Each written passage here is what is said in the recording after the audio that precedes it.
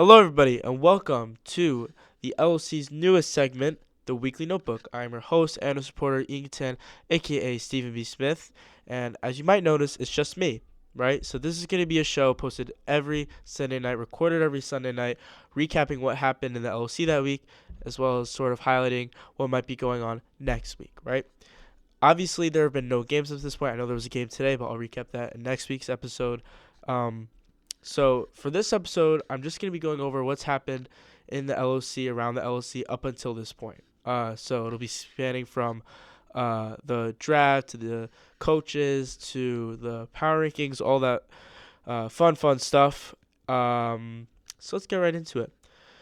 Way back, around when the captains were being decided and who could play and whatnot, there was the question of the varsity rule, right? So Alex Krupkin and Arbery Garicki were fighting for that last spot sort of on varsity. Alex missed the last tryout. Unclear whether or not he would have made it over Arbery, but Arbery ended up making it. And because of the strict LOC no varsity rules, Arbery wasn't allowed to play. There was a lot of turmoil, a lot of, is he allowed? But I commend Commissioner Brody Handwerker, and the front office for holding strong and, sticking to that no varsity rule. Because once you cross that line, then what is the line, right? So kudos to them. That was really the only big, play, can you not play discrepancy that occurred before the draft. So the way this draft worked was a straight draft. There are 16 captains, 64 players, 3 rounds. Straight draft through all 3 rounds. That was also a little controversial because, maybe somebody with the last pick, his team is just going to be worse because he has no chance of getting any sort of, other than the first round, he's going to get the worst of that round, every round. There was a little back and forth, but not that much. And then the captain order was decided which is why it was a snake draft, who's worse, right? So the first overall pick is technically the least skilled captain, Sam Broff, and the person who had the last pick was technically the most skilled captain, Nate Lynch. It was decided amongst the captain's draft order, right? So who they thought was better, which I guess makes sense. And then January, I think it was the last Friday, I don't know. End of January, the draft happened. It was amazing. Everybody showed up in style. So much fun. So much suspense. So much build up to that draft. Who were going to be the first few picks. I think everybody knew who the first pick was going to be. So let's recap that a little bit. I think at this point I've actually memorized the entire draft just because I've been writing out these names so much. But the first pick was Alex Krupkin to Sam Broff. No surprise there. And then the second pick was Reese Schneider. This was a huge topic of discussion because a lot of people assumed that Leo Green should have been the second pick. Leo Green, football player, he's big, he's good for the LOC. There was speculation about something going on maybe in the back of in the back rooms of the front offices for the barbecue chicken and the players, the LOC Players Association. But however it ended up, Reese went second, and then with the third pick, Richard Lose went guard first, big second round. So he took Chase Canner. Since that decision, Chase Canner has been getting MVP praise from players in the league.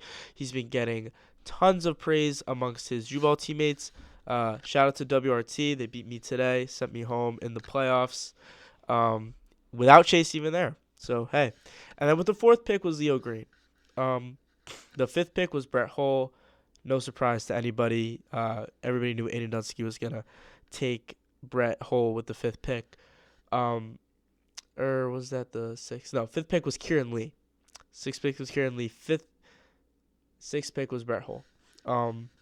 The top guys were kind of set in stone. Chase kind of rose up as the draft got closer. He kind of went from hovering around that 8-9 area to obviously eventually the top 3. Tons of different draft strategies for these captains. You have your taller captains like Connor Mashevsky, Jacob Friedland, and Nate Lynch, who were drafting more guard focused. And then you have your guards who some went guard first, like Richard Lose, right? And then big later. Some went big first, like Orson Hong, going to get Kieran Lee.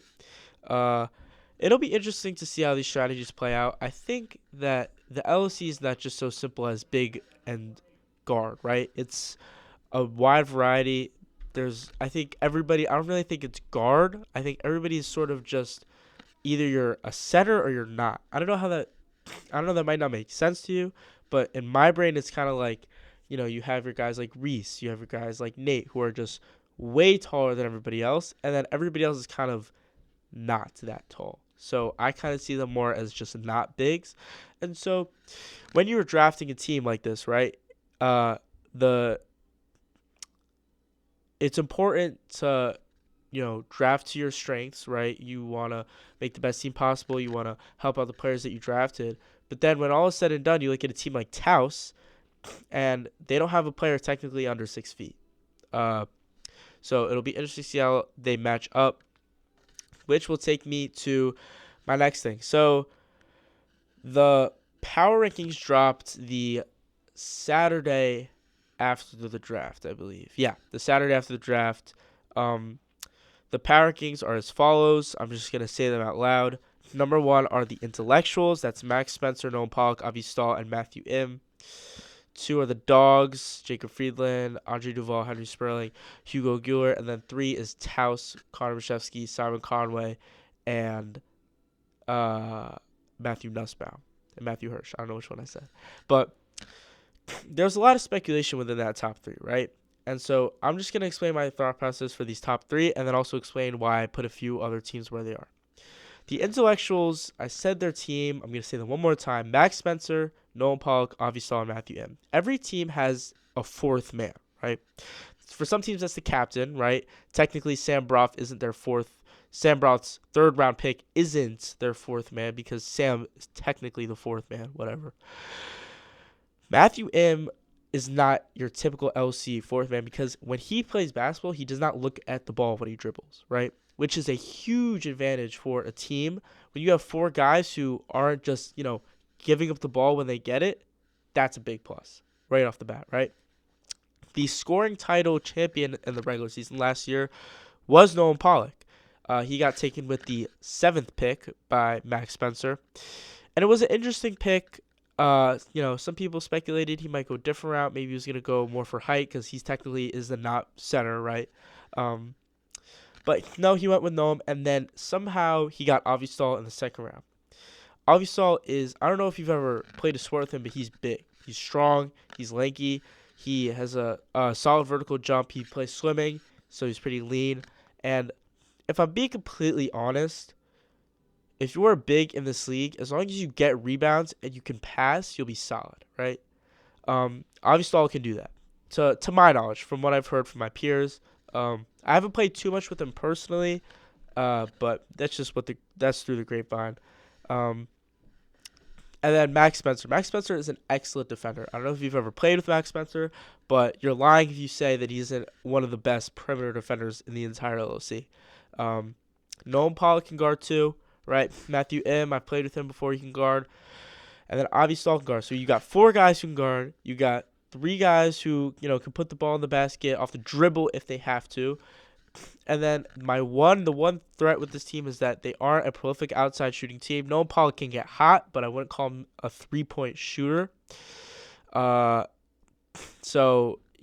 that's on paper. This is all hypothetical, right? But on paper, this is as good as LC team is going to be built. Second was the Dogs. So the Dogs was an interesting one because, they are the most hypothetical team. How good is Andre Duval going to get, right? At his peak, he was on Metro Hawks A team at one point. He played Scarsdale Scarsdale travel basketball throughout his middle school days, but that was a long time ago.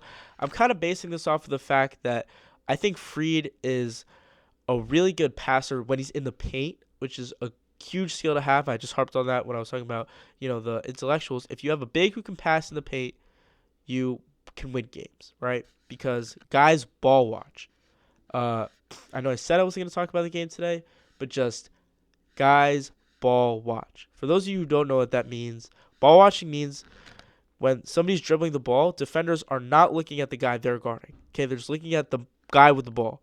And so what that means is you can cut back door, get wide open layups, and if you have a big who can make that pass, you will win games. Jacob Freeland is a guy who can make that pass. And then I'm basing it off of Andre Duval, getting some of that, but maybe by game 5, getting that IQ back and being able to play off of Freed in the post.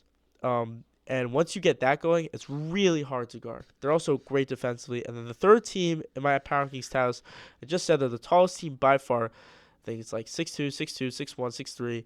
That's pretty ridiculous for the LOC, if I'm being completely honest. Are they the most skilled team? No. But Matthew Hirsch is a dog. He's been showing everybody why he maybe should have even been a top 5 pick in the draft at these Green Acres runs. And that's a scary team. It's a scary team. They're well coached. They have Joey Papalardo. They have a front office. They started the GM epidemic. They're trendsetters. They're going to be good. They're right there. Right there. They're going to be a solid team. I don't know how good necessarily. That's why they're number 3. They're not 1 or 2. But I think they got potential. And then as you kind of round it out, the last team, originally they weren't last, but now they're last after just, playing with some of the guys on the team that I originally had last. Chicken Cutlet Elite they are, by average height, the shortest team in the league. That's just for starters. They're going to be a great defensive team, right? Gavin Wellen, Eli Curtis, Ethan Isaac, and then Nyatt Rye. That's going to be a fine defensive team. My concern is offensively, none of them are prolific outside shooters. Nyatt isn't a huge basketball player himself. Ethan Isaac is good, as is Eli Curtis. Gavin Wellen is an excellent defender.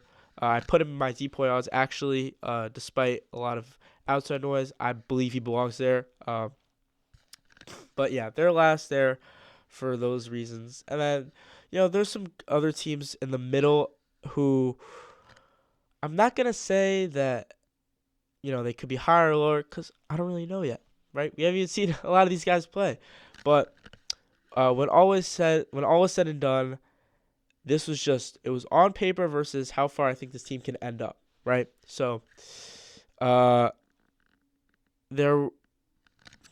you can speculate, a lot of things, but you can't speculate there's no bias, which is, I think, the most important part is that I have no personal prejudice in this.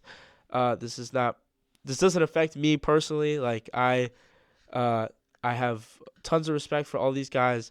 Playing basketball is fun, man. That's why these guys are in this league. I know there's going to be a lot of media, which is me. I know there's going to be a lot of outside noise and whatnot. But at the end of the day, these are guys playing basketball for the love of the game, and I support that with all my heart. I love playing basketball. I'm a huge basketball guy myself, which is why I wasn't allowed in the league. And I honestly am just super excited to be a fan of this and follow and see where we end up in June. This does conclude my time, I believe, right? Yeah. We're running out of time here for episode number 1. But next week, I'll have some real stuff to talk about. Every team is playing. All 16 teams are playing at least once. There's